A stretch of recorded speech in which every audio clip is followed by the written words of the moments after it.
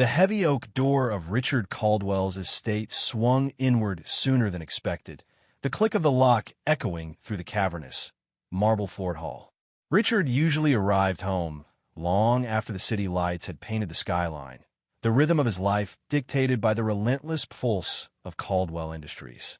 But tonight, a nagging unease, a prickling at the edge of his consciousness, had pulled him away from the negotiating table, sending him home with a vague sense of foreboding. He wasn't sure what he expected to find, but the scene that unfolded before him in the living room was certainly not it. The sprawling room, usually bathed in the cool, impersonal glow of recessed lighting, was suffused with a warm, inviting light. A melody, unfamiliar yet strangely comforting, drifted from the unseen speakers. And then he saw them. Miriam, their housekeeper, her usually severe bun loosened, a few stray strands framing her face, stood opposite Ethan. His son, usually so reserved, so cautious, his small frame often hunched as if bracing against an unseen wind, was moving. Richard's hand tightened on his briefcase, the leather creaking softly. This wasn't the stiff, awkward shuffle Ethan usually displayed when forced onto a dance floor at a company function. This wasn't playing. This was dancing. Ethan's small hands were clasped in Miriam's, his head tilted back, eyes closed, a faint smile playing on his lips. Miriam, her expression softened with an almost maternal warmth, guided him through the steps, her movements fluid and graceful, like a willow bending in the breeze. Each turn, each dip, each lift was executed with a surprising precision, a nascent elegance that belied Ethan's age. Richard stood frozen in the doorway, the unease that had driven him home replaced by a bewildering confusion. This wasn't the future he had envisioned for Ethan. The future was paved with boardrooms, not ballrooms. It was built on spreadsheets and stock options, not waltzes. He watched them, his breath catching in his throat, the weight of his carefully constructed plans pressing down on him like a physical burden. Ethan, his heir, the future CEO of Caldwell Industries, was twirling with the housekeeper. The thought, stark and jarring, echoed in the silent chambers of his mind. He should stop this.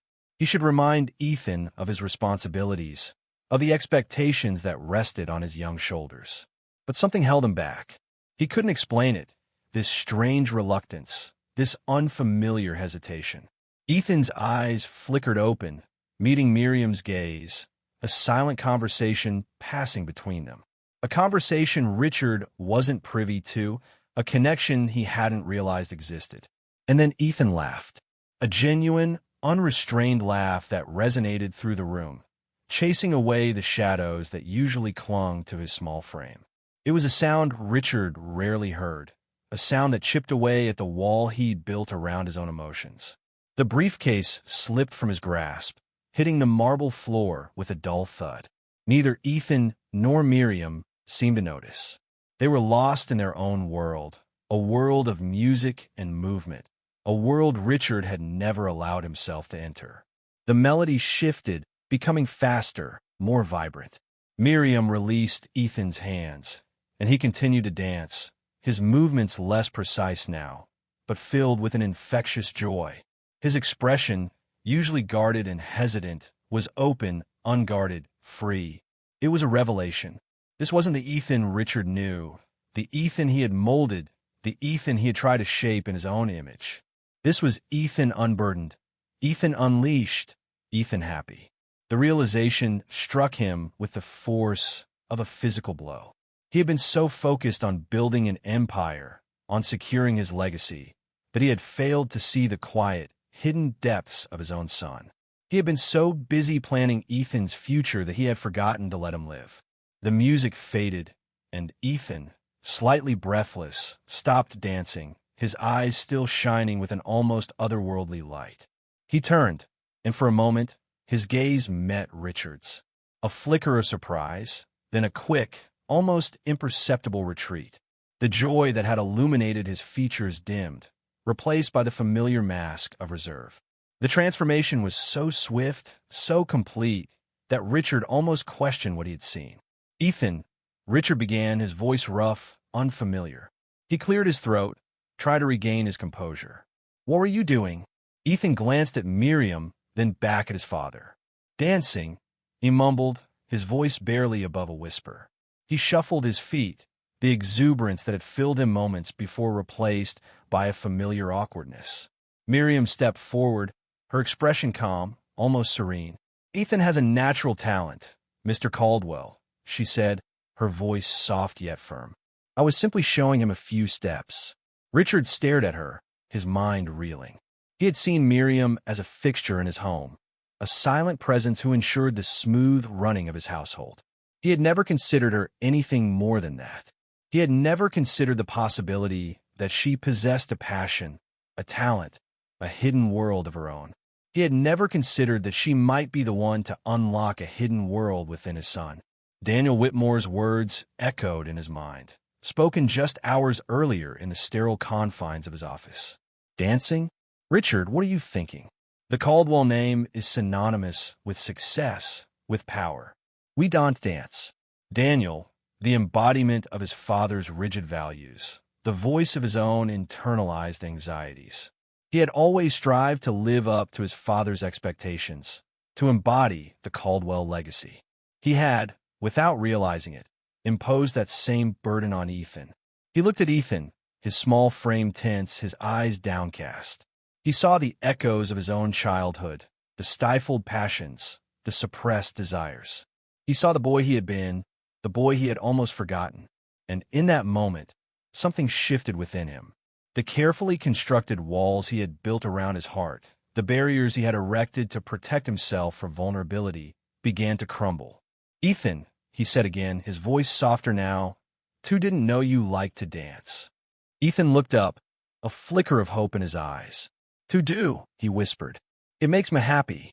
The word hung in the air, fragile yet powerful.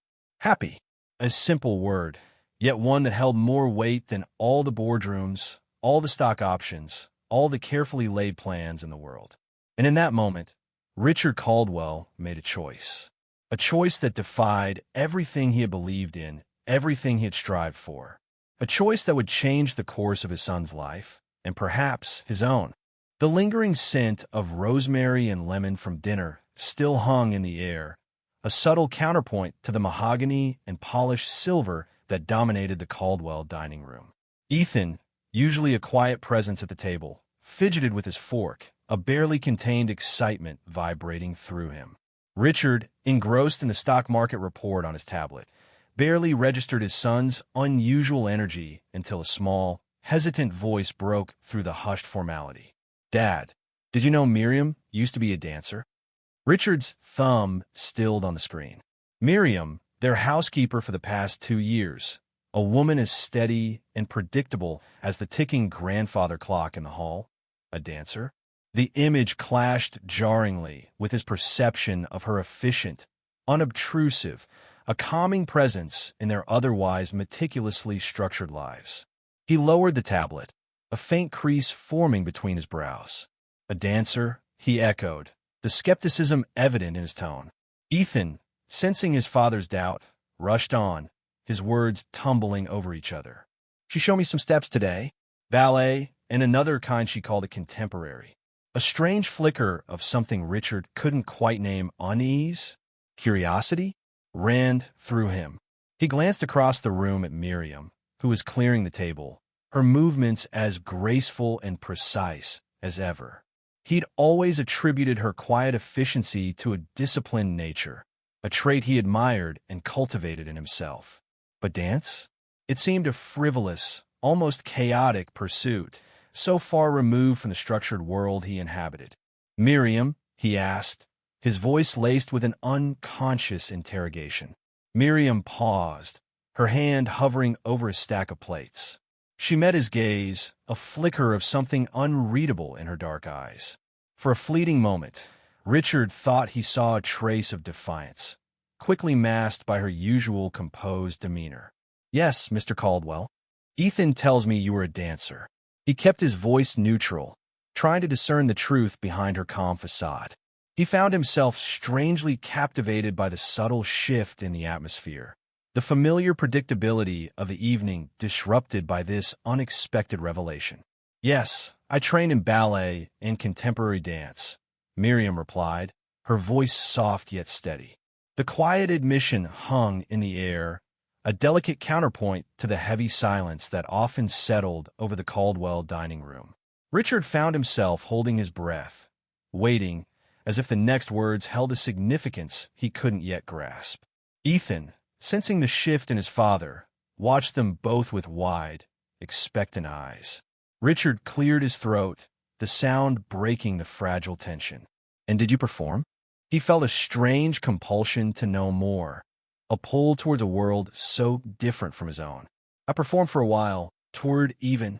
A faint smile touched her lips, a fleeting glimpse of a past life, a life Richard couldn't even begin to imagine. The image of this quiet, reserved woman on a stage, bathed in light, expressing herself through movement, it was jarring, unsettling, and strangely compelling. Daniel Whitmore, Richard's longtime business partner and a frequent dinner guest, scoffed. "Dance? A precarious profession, wouldn't you say, Richard? All that fleeting fame, the inevitable injuries." He shook his head, his tone laced with the same pragmatic disapproval Richard's own father had often expressed about anything that deviated from the pursuit of tangible success. He saw the same disapproval mirrored in Daniel's eyes, a reflection of the values he himself had internalized. Richard felt a familiar tightness in his chest, the echo of his own rigidly structured upbringing. He had meticulously planned Ethan's future, a path paved with prestigious schools, strategic internships, and ultimately, a place at the helm of Caldwell Industries. Dance, in that carefully constructed framework, was nothing more than a frivolous distraction. Yet, he couldn't shake the image of Ethan's face, lit up with an uninhibited joy he rarely witnessed, as he clumsily attempted the steps Miriam had shown him.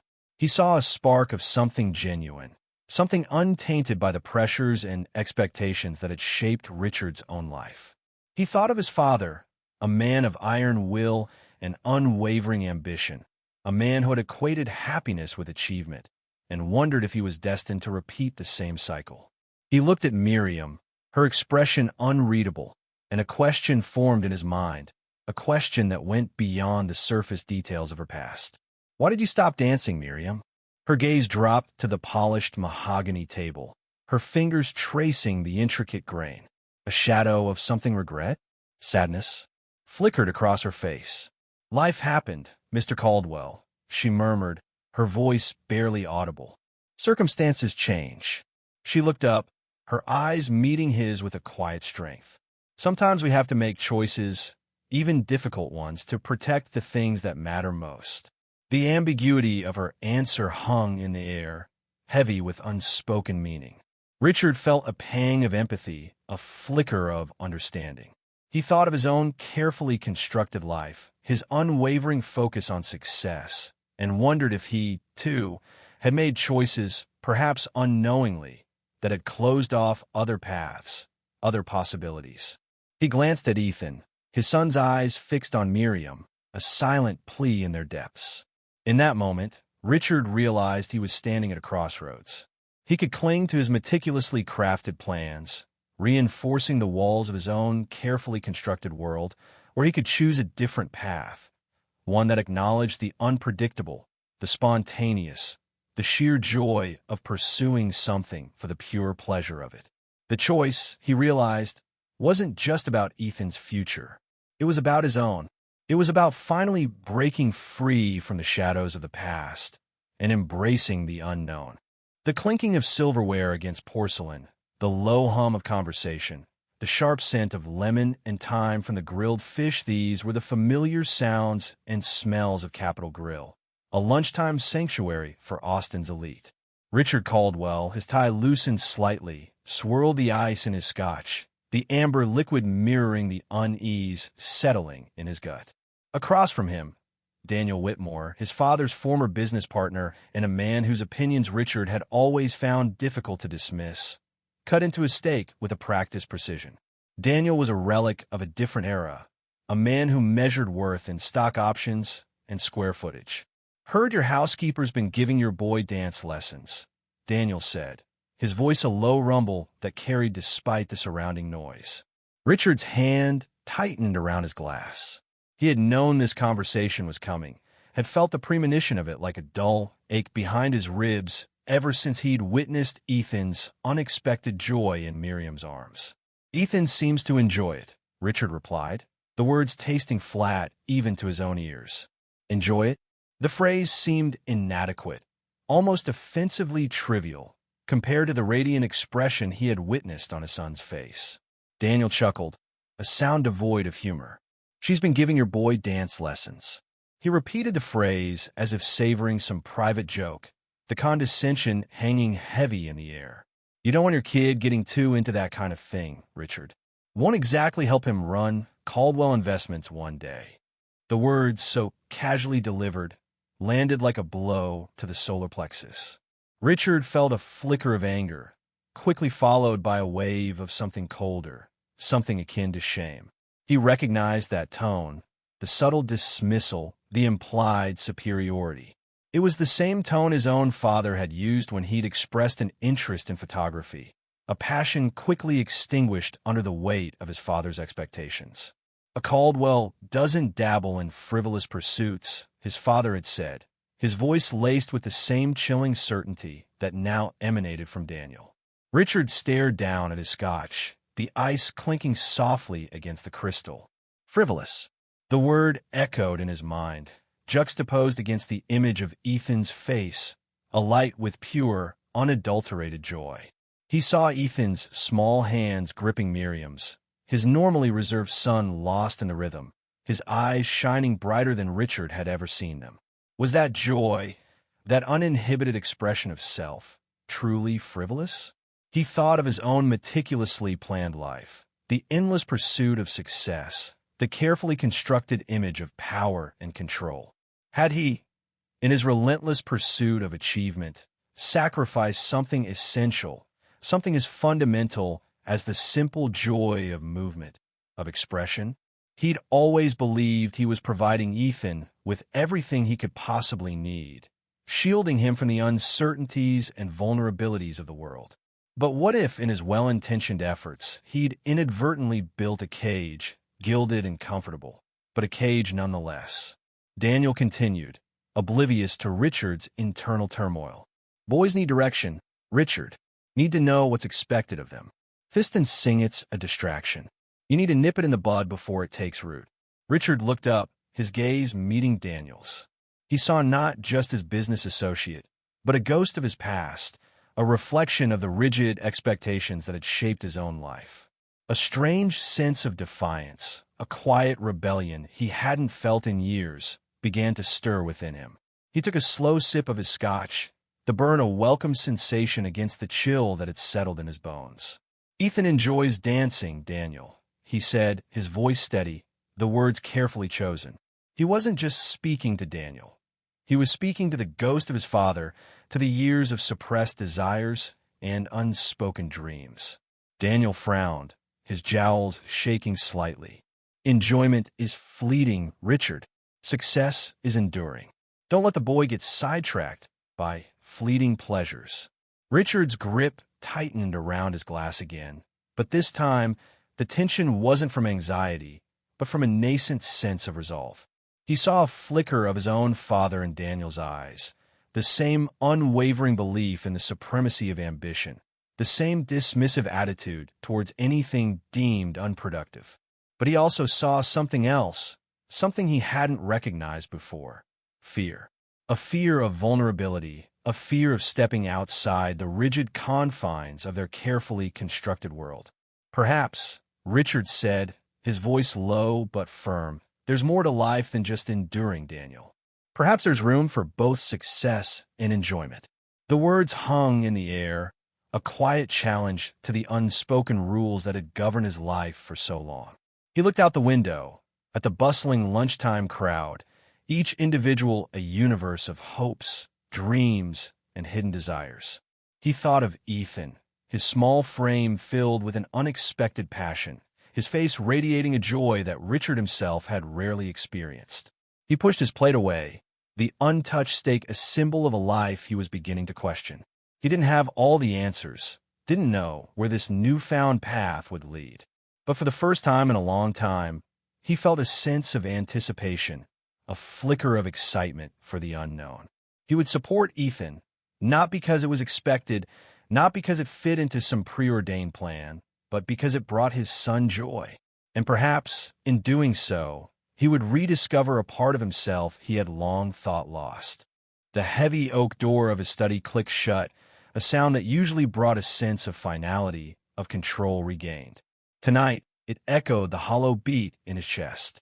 Richard Caldwell stood, a silhouette against the muted glow of the city lights filtering through the large window. The room, usually a sanctuary of order and predictability, felt suffocating. He poured himself a generous measure of scotch, the amber liquid swirling in the crystal glass, a stark contrast to the turmoil within him. Ethan, dancing. The words, so incongruous together, looped relentlessly in his mind. He saw again the unguarded joy on his son's face, a raw, unfiltered emotion he'd rarely witnessed. It was an unsettling revelation, a crack in the meticulously crafted edifice of his expectations. He'd envisioned Ethan following his footsteps, a future paved with ambition and success, not this frivolous, ephemeral pursuit. He took a long swallow, the burn of the alcohol a momentary distraction. Daniel's words, laced with thinly veiled disapproval, echoed in his ears. Ballet? Really, Richard? It's hardly suitable. Suitable. The word resonated with the rigid values his own father had instilled in him, a life governed by practicality and the relentless pursuit of tangible achievement. He'd inherited that legacy, embraced it, and unknowingly had begun to impose it on his son. A soft knock startled him. "Come in," he said, his voice rougher than intended. Miriam stood in the doorway, her presence a quiet counterpoint to the storm raging within him. She held a tray with a pot of tea and a small plate of biscuits, a nightly ritual she hadn't broken in years. He hadn't even noticed her absence earlier. "I thought you might want some tea, Mr. Caldwell." Her voice, soft yet steady, was a calming presence. He gestured towards a small table by the window, the silence stretching between them, thick with unspoken words. She poured the tea, the delicate clinking of porcelain against china a fragile counterpoint to the city's muffled roar. He watched her, a sudden, sharp awareness of her presence. She was more than just a housekeeper. She was a constant in Ethan's life, a silent observer. Had she seen what he hadn't? He cleared his throat, the words forming with difficulty. "Miriam, I saw Ethan today, in the dance studio." Her hands paused momentarily, then resumed their task with a quiet grace.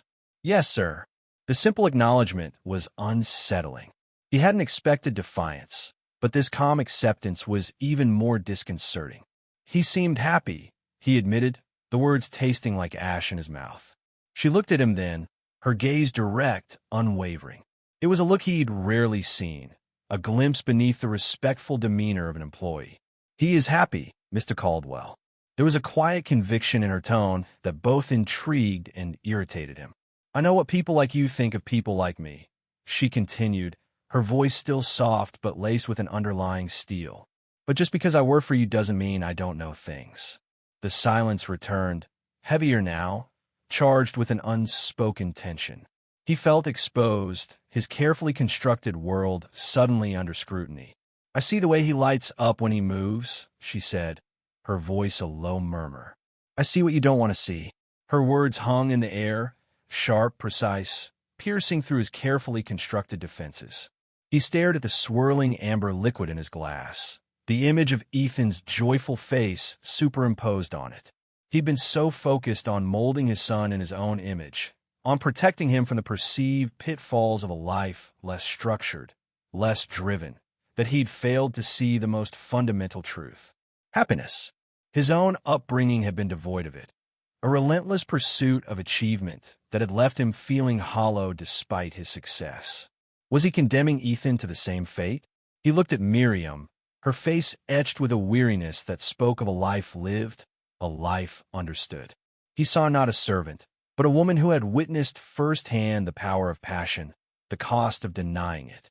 He thought of his own father, his stern face, his unwavering expectations. He'd strived for his approval, achieved it, and yet it had brought no lasting satisfaction.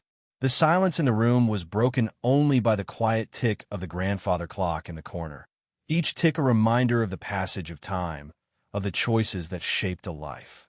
The scotch in his glass tasted bitter now, a testament to his misguided priorities. He'd been so focused on the future, on the man he wanted Ethan to become, that he'd neglected the boy he already was. A boy who found joy in movement, in expression, in something that had nothing to do with the world of finance, of power, of the legacy he'd tried so hard to build. "Thank you, Miriam," he said finally, his voice barely a whisper. She nodded, a subtle acknowledgement of the shift he hadn't voiced, but she had clearly perceived. She gathered the tea things, her movements quiet, deliberate. At the door, she paused, her hand on the knob. "He has a gift, Mr. Caldwell," she said, her voice barely audible. "Don't let him lose it." And then she was gone, leaving him alone with his thoughts, with the weight of his realization, and with a nascent understanding of what truly mattered. The city lights outside seemed brighter now, no longer a backdrop to his ambition, but a reflection of the possibilities that lay before his son. The insistent chime of his phone, a relentless digital bird chirping in the sterile quiet of his study, pulled Richard from the spreadsheets that blurred before his eyes. Whitmore. He'd been expecting the call. "Daniel," he answered, his voice tight with a fatigue that wasn't just from lack of sleep. "I've made a decision." He paused, the silence thick with unspoken expectations. "I'm clearing my schedule for the next few days." On the other end, Whitmore's sharp intake of breath was audible. "Richard, the Peterson deal," Richard cut him off, a flicker of his old ruthlessness flaring. "The Peterson deal can wait. There's something more important I need to attend to." He ended the call before Whitmore could protest further, the click of the disconnect echoing the finality of his decision. The unease, a persistent hum beneath his skin for the past few days, didn't vanish, but it shifted, morphed into something akin to anticipation. He hadn't told Ethan yet. He wasn't even sure how to broach the subject. He'd spent years building walls around his own emotions, brick by painstaking brick, and the idea of scaling them, of revealing the vulnerability that simmered beneath, felt foreign. He left the study, his footsteps unusually hesitant on the polished wood floors of the hallway. He paused outside Ethan's room, his hand hovering over the doorknob. The muffled sound of music drifted from within. Not the sterile precision of the piano concertos Richard had meticulously curated for his son's education, but something rhythmic, vibrant, alive. He pushed the door open slowly, the hinges whispering a silent confession. Ethan was alone in the room, curtains drawn, the soft morning light filtering through, casting the dust motes dancing in the air in a golden haze. He was moving, not with the stiff, awkward self-consciousness Richard had expected, but with a fluidity, a grace that was startling. His arms lifted, his body swayed, following the rhythm of the music with an effortless precision that seemed to emanate from somewhere deep within him. It was as if the music had unlocked something within his son, a hidden language he understood instinctively. Richard watched, unseen, his breath catching in his throat. He saw the concentration etched on Ethan's face, the furrow of his brow, the slight parting of his lips as he lost himself in the movement. He saw the joy, pure and unadulterated, that radiated from him like heat. It was a joy Richard himself hadn't felt in he couldn't remember how long. A lifetime ago, perhaps before the weight of expectations, the relentless pursuit of success had smothered it. He realized he was holding his breath, his chest tight with a strange mixture of awe and envy. He saw a reflection of himself in Ethan, a younger, freer version, unburdened by the shackles he'd allowed himself to wear. He thought of his own father, a stern, unyielding figure who'd measured worth in accomplishments, in the relentless pursuit of more. He'd thought he was giving Ethan a better life, a path paved with opportunities, with security. But what good was security if it came at the cost of joy? What good was opportunity if it led to a life devoid of passion? The music ended, the silence settling like a soft blanket, and Ethan stood still, his chest heaving slightly, his eyes closed. Richard cleared his throat softly, stepping into the room. Ethan's eyes flew open, a flicker of surprise, quickly replaced by a familiar reserve, a guardedness that made Richard's chest ache. He wanted to reach out, to bridge the chasm that had grown between them, but he hesitated, unsure how to navigate this new, unfamiliar territory. "Two saw you dancing," he said, the words feeling clumsy, inadequate. Ethan's face flushed, a delicate pink blooming beneath his skin. He looked down at his feet, the sudden shyness a stark contrast to the uninhibited joy Richard had witnessed just moments before. It's nothing," he mumbled, his voice barely a whisper. "Nothing," Richard repeated, the word catching in his throat. He walked closer, stopping a few feet away, his hands clasped behind his back. "Ethan," he said, his voice softer now, "it is a big deal." He paused, searching for the right words, words that would convey the complex emotions swirling within him. "You love this, don't you?" Ethan looked up, his eyes wide, searching Richard's face as if looking for a hidden meaning, a trick. He nodded slowly, a single tear tracing a path down his cheek. Richard's own throat tightened. He had never seen Ethan cry, not since he was a small child. He'd always thought it was a sign of strength, his son's stoicism. Now he saw it for what it was, a wall, another barrier erected against a world that had taught him to hide his true self. "Then I want to see what you can do," Richard said, his voice firm now, resolute. He wasn't sure what the future held, what challenges lay ahead. He knew there would be obstacles, doubts, perhaps even regrets. But in that moment, looking into his son's eyes, he knew he had made the right decision. He had chosen joy over expectation, passion over predictability.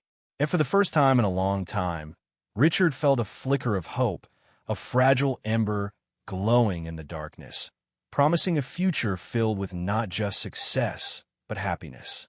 The low hum of the refrigerator was the only sound in the Caldwell kitchen, a stark contrast to the tempest that had raged within Richard just hours before.